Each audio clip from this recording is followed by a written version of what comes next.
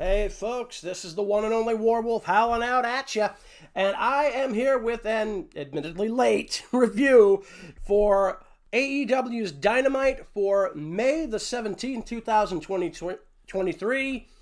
It's been a weird couple of days, so I do apologize for that, but yes, we've got ourselves another review for Dynamite. And actually, we started off the show with Wardlow. Now, Wardlow, of course, the TNT champion. I believe this is his third time with the belt, if memory serves.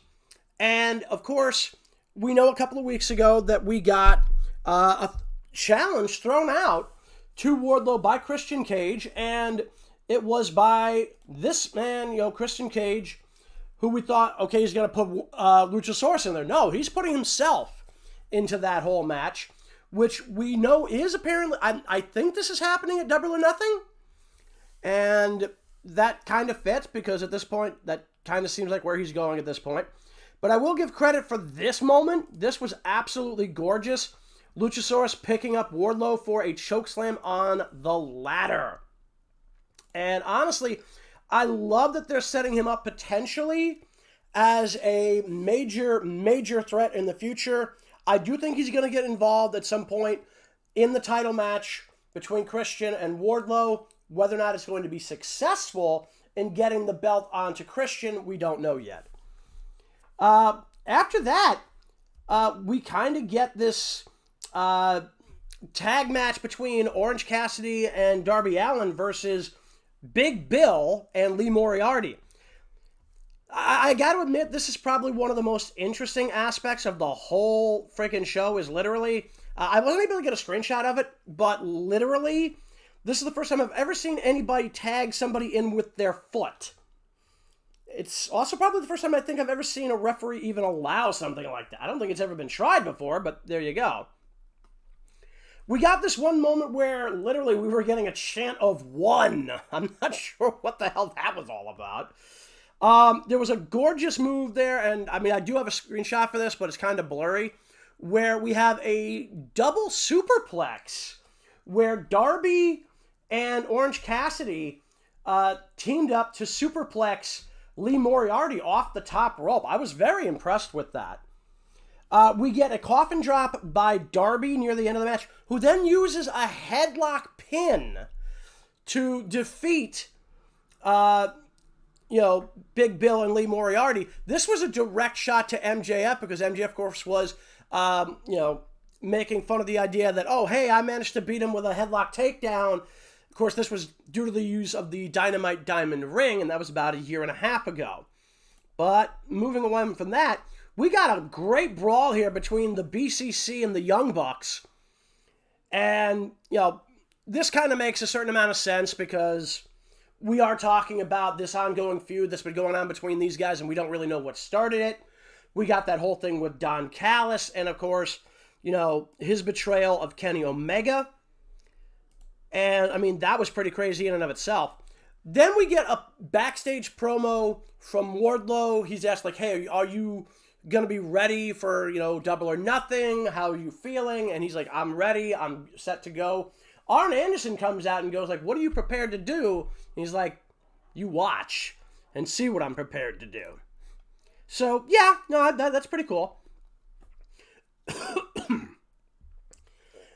Next, we get a backstage promo from, Orange Cassidy. Like, they cut away from, that thing to go back to the arena. And then all of a sudden they cut back and we've got Orange Cassidy, backstage. And I'll be honest, he's kind of put his own ass in a sling on this one. He basically declared an open season on himself. Literally saying, hey, anybody wants a shot at me, go talk to Tony Khan. So, yeah. As we will very quickly learn, several people did just that. So next we get Sammy Guevara taking on somebody called Exodus Prime. Never heard of him. This is a relatively quick thing here. Quick go to hell and Sammy winning this match in little less than a minute. He then cuts his own promo regarding Double or Nothing, because of course he's in the main event alongside Darby Allin, Jungle Boy Jack Perry and MJF, and we also got a gorgeous video package hyping the main event. Then we get a promo between, it was supposed to be Jeff Jarrett and Jay Lethal getting ready to build up for the big tag team title match at Double or Nothing. And we got this rather hilarious chant of Tony from the crowds. I mean, I love the AEW crowds just for the fact that they'll do weird shit like this. But that really did not get really to even get started as we get an attack by FTR. And don't forget, we've got this big tag match. It is FTR versus Jeff Jarrett and Jay Lethal with Mark Briscoe as the special guest referee at Double or Nothing. And I will say this, I don't know why, but I really have this, feeling that Mark Briscoe is going to turn on FTR. I don't know why. But he's the special guest referee, and you don't really do that unless you're either A, going to have him be impartial and cut things down the middle, B, have him side with one team or another, or C, have him turn on somebody that he was already considering his friends. Now, he's friends with Jay Lethal and he's friends with FTR. Either he really is going to call it down the middle, or he's going to turn on one of them, and I think it's going to be FTR, and I really don't know why. I see that coming, and I can't understand why. We also got, during this tag brawl, obviously, Jarrett and Lethal actually came out on top of that, thanks to the interference of Karen Jarrett. Now, this is the former Karen Angle. Of course, this is, I hate to say this, but I almost have to bring up the whole thing with Kevin Sullivan and Chris Benoit. Now, I know, Chris is still kind of a taboo even years later, but this situation is somewhat similar in that basically Chris encountered Kevin Sullivan's, I don't know if they were married or if they were just living together, but she used to be a manager / valet who went by simply the name Woman. And ultimately, she ended up marrying Chris Benoit. And I think there was after that, I think there was some animosity between the two after the fact, but I don't think we ever saw Sullivan and Benoit ever directly interact after that. But we had something similar going on with Jeff Jarrett and Kurt Angle, where Kurt's wife, Karen, left him for Jeff. And that obviously had to have put a severe strain on them. And that might even been why Jeff Jarrett was not really all that prominent in Impact Wrestling, a.k.a. TNA Wrestling, a.k.a. NWA TNA Wrestling, for a good while. Because obviously there would have been some severe tensions there. But, for me, that's just kind of a meh thing. It's like, do we really need to see Karen Jarrett again? I didn't really think we needed to see her to begin with. But bringing her out for this is a little stupid. And might even be, a thing like, hey, Kurt, don't even bother showing up. Because, I don't think he's going to ever pop up in AEW simply because of that whole thing that he's got going on with WWE. But who knows. We then get a promo backstage by Darby Allin, which, again, was meant to hype up the main event for Double or Nothing. He gets interrupted by Sammy, who basically says, you know what?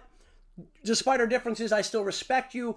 And whether it's me, whether it's you, whether it's Jack, somebody's got to take the belt off of MJF. So at least we know they are united in that idea. Then we get a match between the Outcast. Now that's Saraya, Ruby Soho, and Toni Storm. And it was supposed to be a trios match. Unfortunately, Hayter was not yet, I think, medically cleared.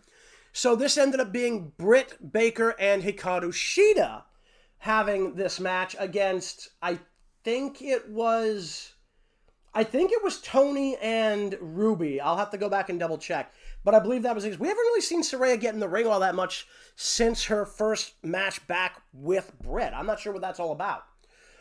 But one thing I was very curious about is Hikaru Shida was sporting what looked like a tattoo. Now, I'm hoping this was a temporary thing, because if not, that has some very interesting implications, as I understand it, in her home country of Japan, where tattoos are largely taboo simply because the people that you're most likely to see with tattooing on their bodies in Japan, at least for the majority of the last roughly 150 or so years, have been the Yakuza, which are effectively the equivalent of the mob in Japan, or the mafia, whatever you want to call them. So yeah, there's been a real tattoo taboo, and that wasn't meant to rhyme, but I didn't have any other way to put this. More like I wouldn't call it a ban, because you can still do it. Tattoo parlors do exist out there in Japan. You just really don't want to show off the ink, because most people in Japan will assume you're a member of the Yakuza, and if you're not, the Yakuza might get pissed off at you. I'm not really sure how this whole thing works. So, I mean, there's a whole thing there, but I'm very curious to see how that whole thing works. This could be a temporary thing. This could be a henna tattoo, which would mean that it would eventually fade after a couple of days. So, I got no idea there. Spray paint to the face wins the match for the Outcasts. Don't really give a damn. That's kind of, that's been their MO for a while. They're not the New World Order, but, they've been, kind of stealing their shtick. Then we get a backstage promo once again with Orange Cassidy, and yeah, he really put his ass in a sling with this, because 20 people went over to Tony Khan's office, and he set up the Blackjack Battle Royal for Double or Nothing, and Cassidy's like, you know what? I'm going to throw my name in there too. So this isn't going to be a Battle Royal to get a shot at the belt. He's literally put the belt on the line in this. Now, this might be the only way they're potentially going to be able to get him away from that belt if he does, in fact, need to take time off for that injured hand. So, I mean, I'll give them credit for that, if nothing else. Because, let's be honest, Cassidy has been defending that belt pretty much nonstop. So, that's pretty crazy. We also got an announcement for a new AEW program that's going to air on Saturdays called Saturday Night Collision. Now, I've heard rumors that they might be thinking about basically canceling Rampage in favor of this. I really hope that's not what they're going to do, because, I mean, having 5 hours of AEW would be pretty cool, just for TV. And then, of course, you still got like another hour for like Dark and Dark Elevation. But I've heard they might be getting canceled as well. Again, I really hope that's not what they're going to do. Because, having the YouTube shows is a great way to elevate talent that isn't normally seen on television. And then having the 5 hours of programming would be pretty much, not all that different from what WWE was doing for a while, where you had... and I think they're even still doing it. Somebody's gonna have to correct me on this in the comments if this is the case. But they have Monday Night Raw, then they had NXT, which I think was a 1 hour show, and then you got SmackDown. So that's 5 hours of wrestling right there just for WWE. There's no reason AEW couldn't do the same thing. So I mean, you look at it. We've got Dark and Dark Elevation. I think that's Tuesdays and Thursdays on YouTube. Again, somebody correct me on that if I'm wrong. I'll be honest, I haven't actually watched them. I keep meaning to, and I keep forgetting. Then you've got, on Wednesdays, you have, Dynamite, which is, of course, the flagship show. You've got Rampage, which is only an hour from like 10 to 11, on Friday nights. Really good setup. And then, of course, this other show, which we don't know when it's going to air. This could be another 8 to 10. This could even be a 6 to 8 show if they really want to, potentially... make a call back to the old days of WCW. I don't think they're trying to do that, but, anything's possible. So then we get this big Falls Count Anywhere match between Roderick Strong and Chris Jericho, and this was probably my favorite moment. They literally got out into the stairwell of the building. I forget the name of the building that they were in, but they were somewhere in, I think it was Austin, Texas. And basically, you're not seeing things, folks. They're actually out on one of the support beams just on the outside of a stairwell here. This was very, very risky. But I got to give them credit for even trying it. But the thing that I was very impressed with was what they did next. they literally get out into the concourse of the arena, and I was very curious as to why it seemed like Roderick Strong was just kind of letting Jericho beat him, all over the arena. He just seemed to be like running from the man. And I kind of was hoping that something like this would happen, but I didn't really think about why he was doing it, and that's really a good thing on their part. They get outside, and Adam Cole is outside the building. Remember, he was banned from the building by a restraining order set up by Chris Jericho about a week to a week and a half before, but that doesn't mean he can't hang out outside the building, even if Jericho's inside the building. Now, if Jericho was outside the building, not only could Cole go in, but, well, I mean, if Jericho's outside the building, the restraining orders don't hold weight. Because apparently the restraining order was specifically to say he can't be in the arena when Jericho's in the arena, regardless of what the arena is. So we got this really, really interesting moment there. But on the way there, while they're fighting in the concourse, I will say this. I've never seen anybody try to use sporks as a weapon before. I'm not even joking. Roddy Strong literally picked up a bunch of plastic-wrapped sporks in like a bucket or something and threw them at Jericho. That was bizarre. One other thing that we did have an announcement about during that match was the loss of superstar Billy Graham, a former world champion, and in many ways the guy that most people say, and they might have an accurate view on this, that Hulk Hogan may have at least partially patterned his initial gimmick after. Regardless of the fact of how that whole thing works out, superstar Billy Graham has since passed away, and we have lost one of the greats. He was also one of the oldest members of what we would call the old guard of professional wrestling.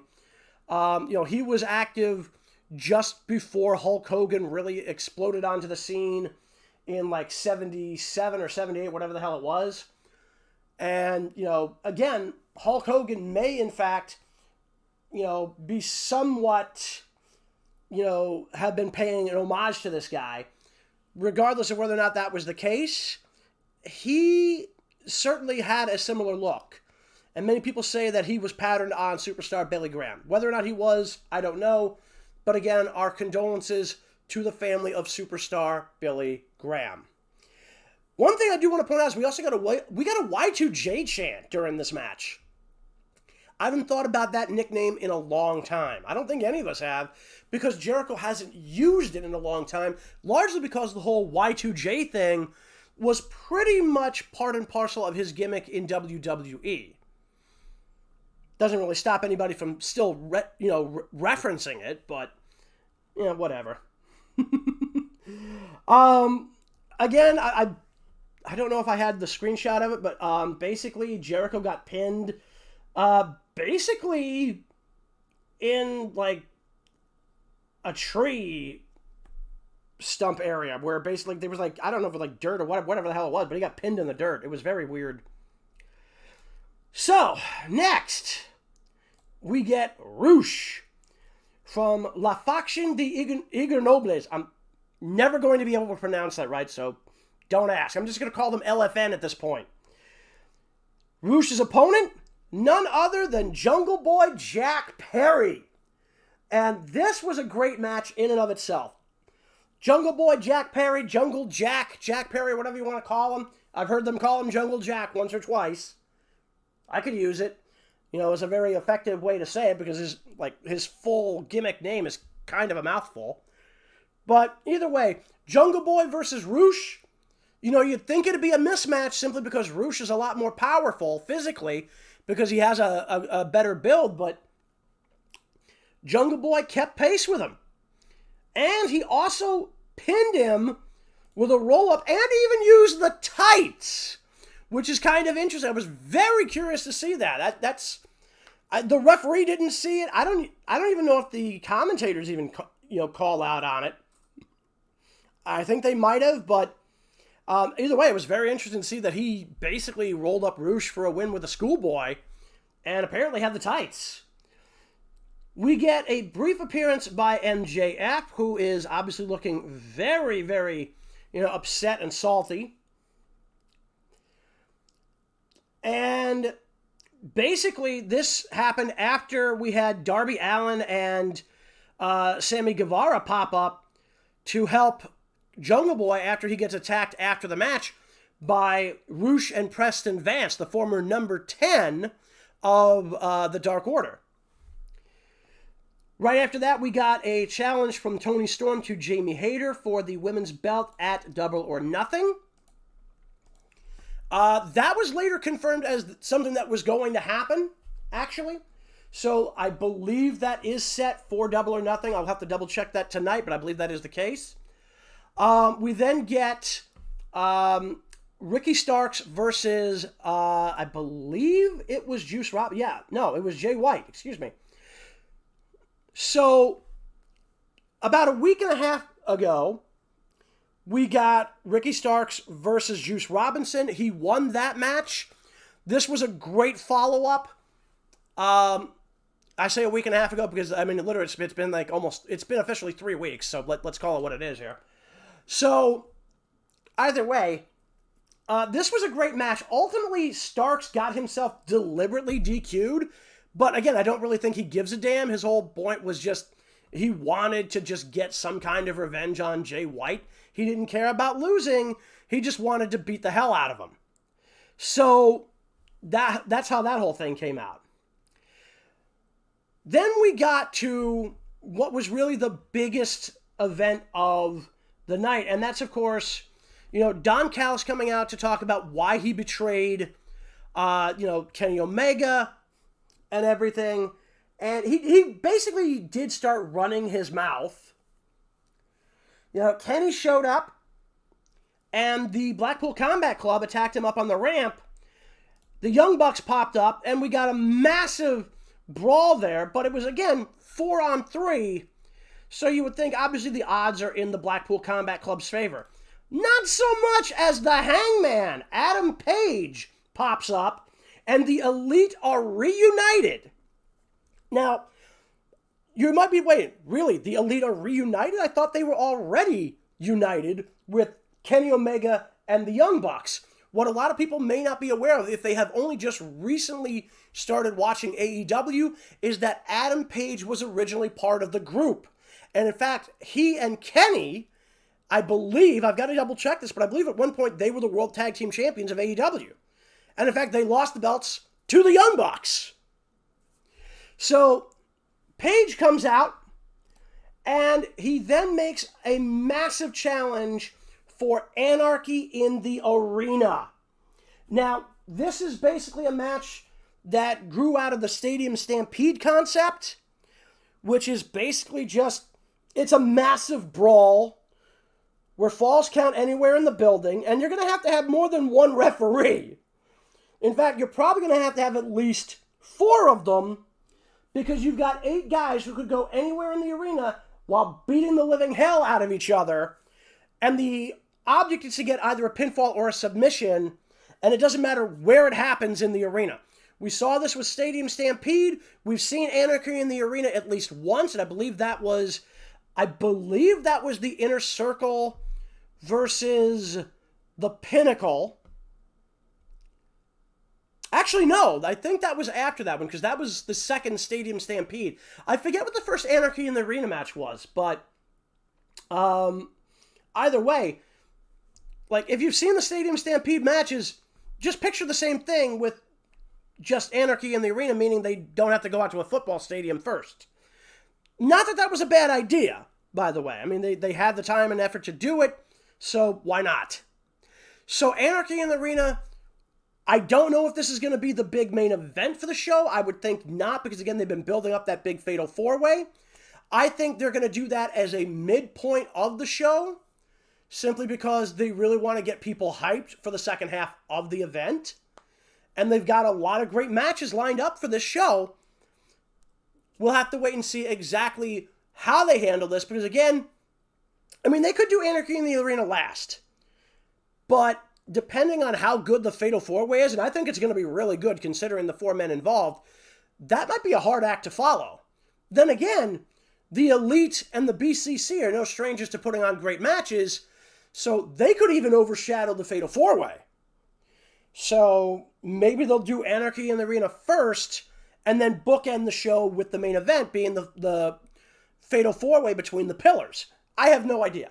Anyway, folks, that is your review for Dynamite on for May the 17th, 2023.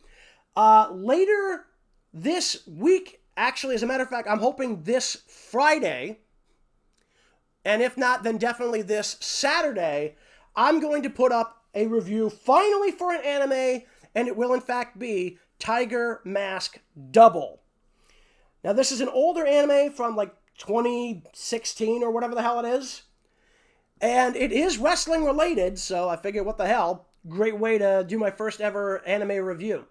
Now, that's going to be a little bit more in-depth than what you've been getting with the wrestling reviews, because this is mostly just recap and some editorial. I'm going to do a full review of the characters and the plot for Tiger Mask Double, and hopefully you guys will learn something a little bit new about, wrestling-related anime. I mean, I know I did while I was trying to do a little bit of research into Tiger Mask's predecessor, because yes, there's another anime that came before this. But either way, if you like this video, by all means, please hit subscribe, hit that notification bell, leave me a like, because let me tell you, it's really going to help with the YouTube algorithm, because let me tell you something, that thing will hit you with a worse low blow than anybody named Karen Jarrett ever could. So anyway, folks, I'm hoping that you enjoyed this review. I'm hoping you'll be hyped for the Tiger Mask Double review in the next couple of days. And in the meantime, I'm hoping you will all have a great day. This is Warwolf, signing out. Peace!